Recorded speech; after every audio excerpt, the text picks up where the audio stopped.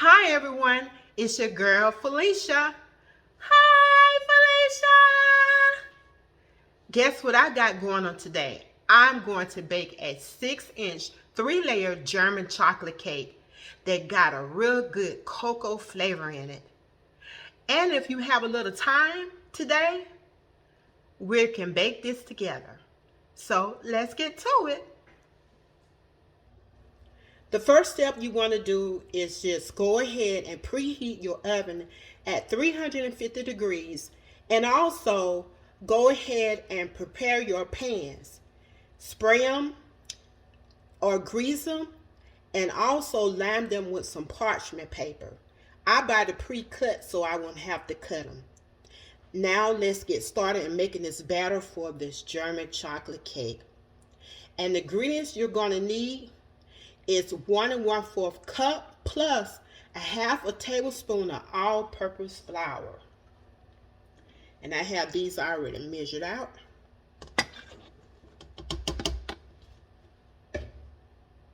Next is 1 1/2 cups of granulated sugar.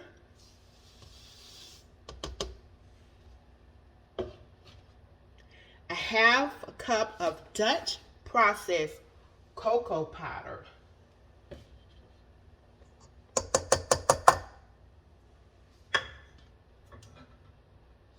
A 1/2 tablespoon of baking soda. So that's going to equal out to 1 1/2 teaspoon of baking soda.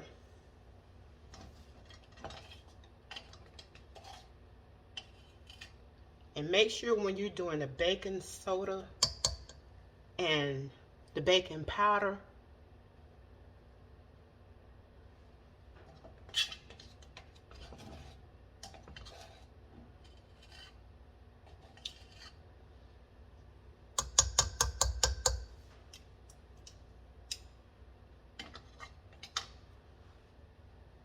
and 3/4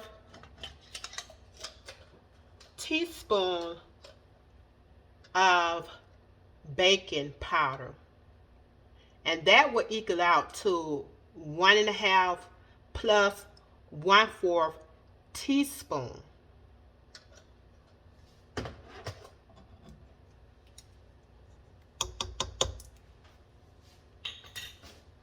Next, you want to add in 3/4 teaspoon of salt. That will equal out to 1 1/2 teaspoon plus 1/4 teaspoon of salt.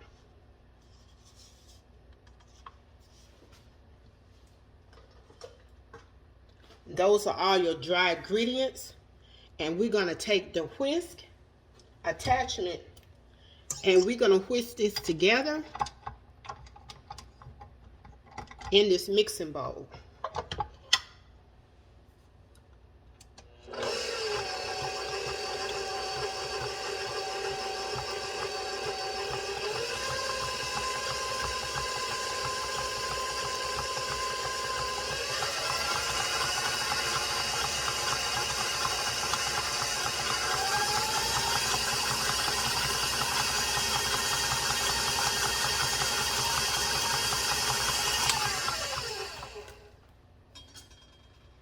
You may want to push this down a little bit and make sure it's whisked pretty good, all together good.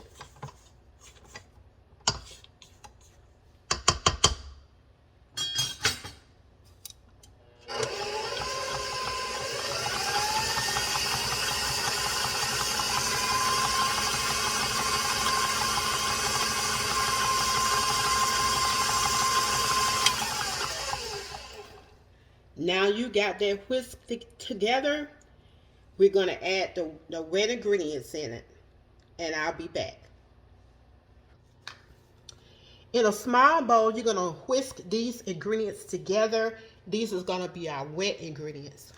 And what you would need is 2 large eggs at room temperature.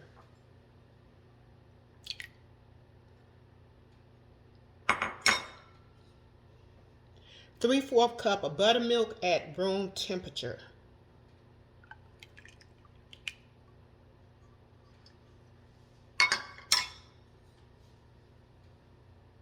3/4 cup of boiling water. And I'm going to whisk this together, the eggs, because we don't want cooked eggs.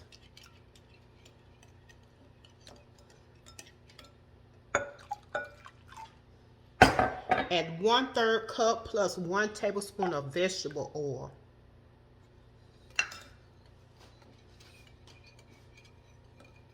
And then we're going to add in 2 teaspoons of vanilla extract.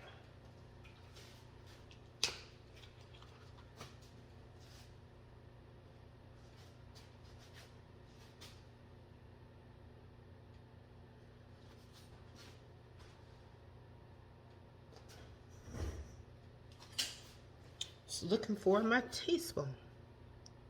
2 teaspoons of vanilla extract.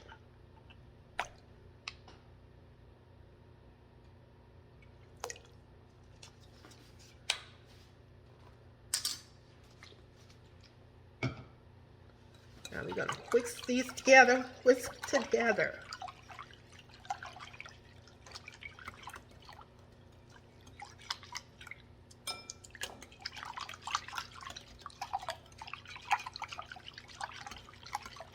Now we're gonna add this wet ingredients with the dry ingredients.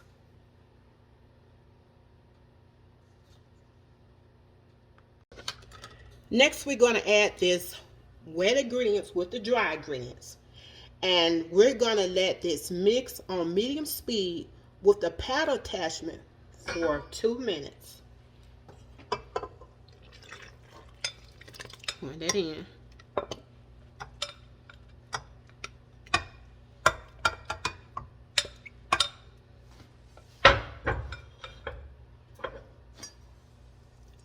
I'm gonna let Alexa help me with my timing. I got that on.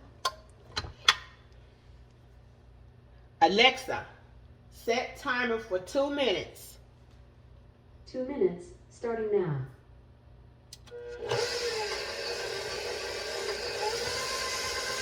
So I'm gonna let that mix for 2 minutes. And as always, I'll be back. Now that mixed for 2 minutes. Now I'm gonna scrape the side of the bowl, and after I in the bottom of it,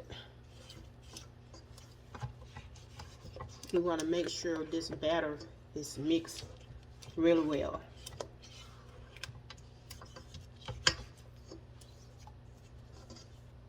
So after we do that, we're gonna mix this for another 30 seconds.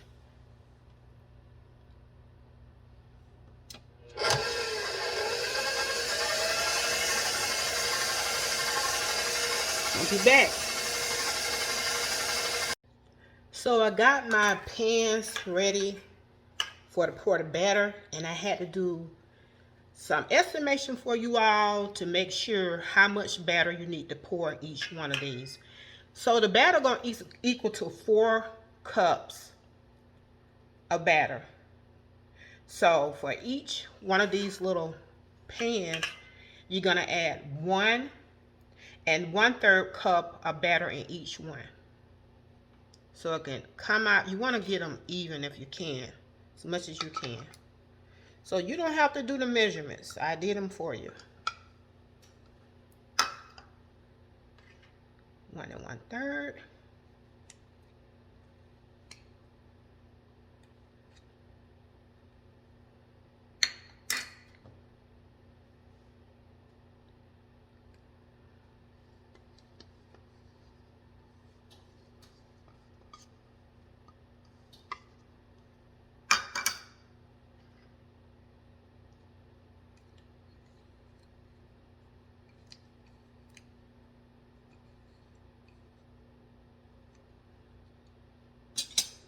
So this one I need to go on to take. I had a 2 cup here. I'm going to put this 1/3 cup in here.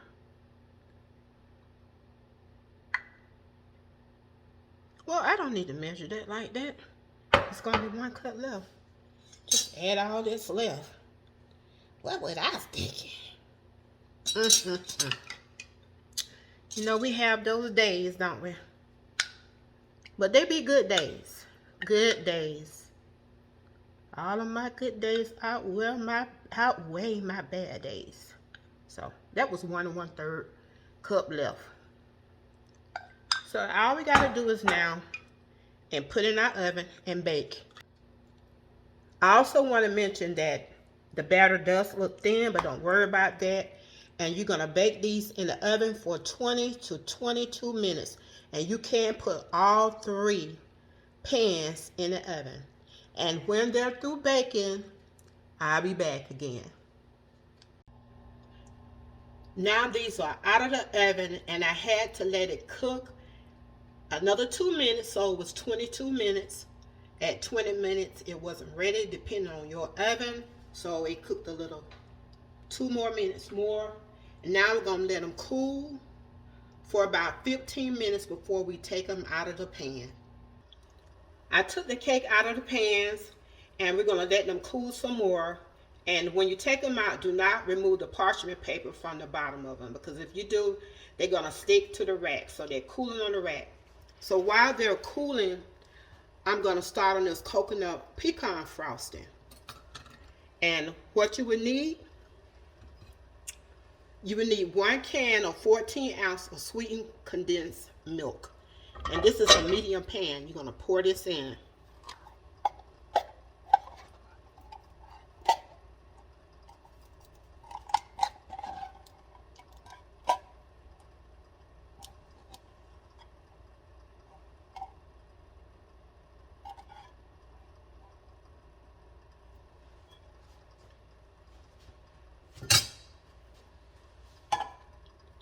Then 3 egg yolks, slightly beaten.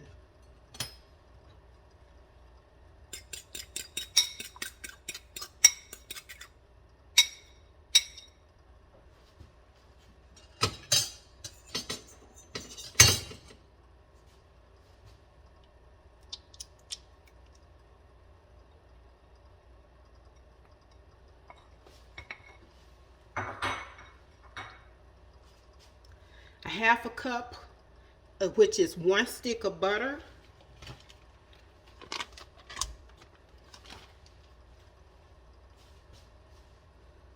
1 teaspoon of pure vanilla extract or vanilla. I use the pure. Use whatever you have.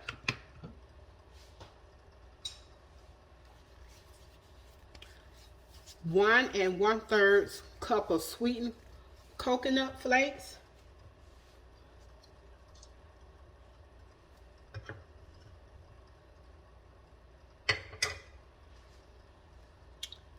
And 1 cup of chopped pecans.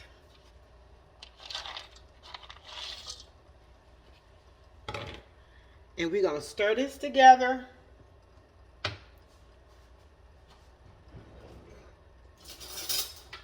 And you're going to turn it on low heat.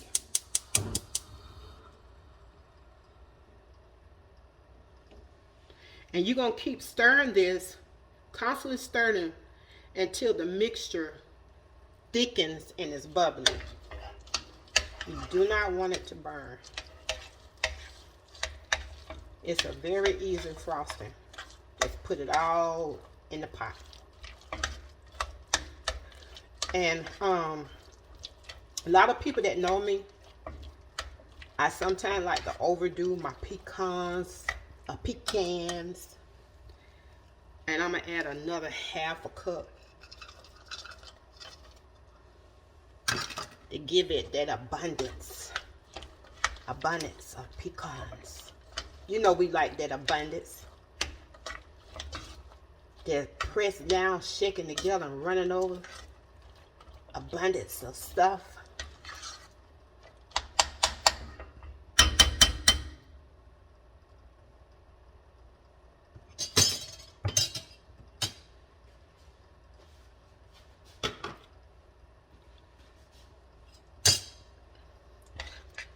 So we're going to let that cook. Now I'm going to keep constantly stirring it.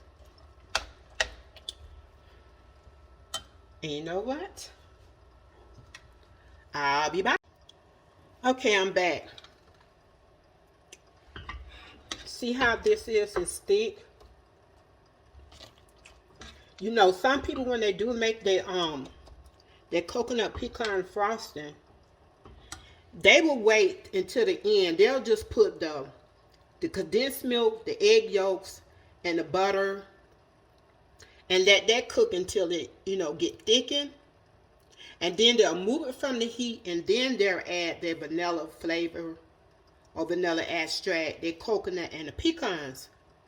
But I want to add mine all in so I can just do all the process at one time. You can do it that way, or you can do it the other way. So I will leave it in the description box that you can wait and add the pecans and the vanilla flavor and the coconut after the sauce thickened. And so now that it's thickened, I'm going to let this cool at room temperature, and then I'll begin to frost my cake. So when it's cooled down, I'll come back. Now that the frosting has been cooling for about 30 minutes, I'm ready to frost this cake.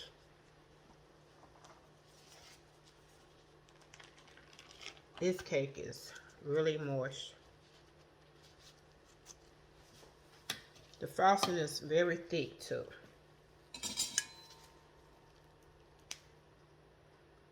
So hopefully I didn't let it get too thick, but we don't want it running.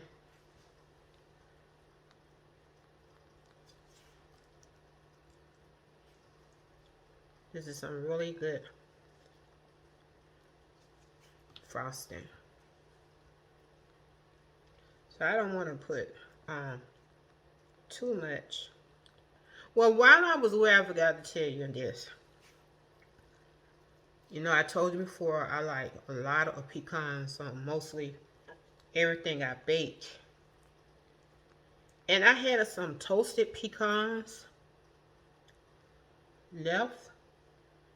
And a total, I probably have about 2 cups of pecans in this cake frosting. So I like that abundance. That is abundance of pecans or pecans in my desserts.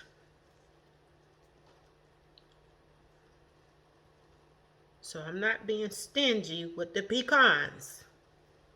So you don't have to put 2 cups in there. But believe me, once you do 2 cups, you won't go back to 1.